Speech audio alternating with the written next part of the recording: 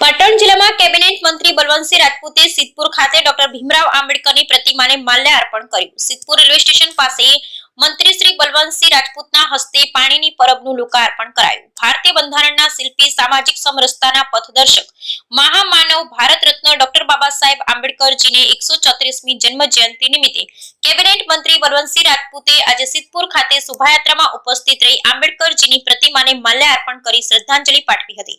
મંત્રી શ્રી બલવંતસિંહ રાજપૂતે બાબા સાહેબ આંબેડકરના મૂલ્યો અને વિચારોને જીવનમાં ઉતારવા અનુરોધ કર્યો હતો। તેમણે કહ્યું કે ભારતની પ્રગતિમાં સૌથી મોટું યોગદાન બાબા સાહેબ આંબેડકરનું છે। તેમના કાર્યો થકી આજે આપણો દેશ 5મી આર્થિક મહાસત્તા બન્યો છે। આવનારા સમયમાં ભારત વિશ્વગુરુ અને ત્રીજી મહાસત્તા બનવા જઈ રહ્યો હોય જેનો શ્રેય બાબા સાહેબ આંબેડકરને જાય છે। તેઓ 32 ડિગ્રી ધરાવતા હતા અને 9થી વધારે ભાષાના જાણકાર હતા। તેમના સૂત્ર શિક્ષિત બનો, સંગઠિત બનો અને સંઘર્ષ કરોના મંત્રને જીવનમાં ઉતારવા મંત્રીશ્રી અનુરોધ કર્યો હતો।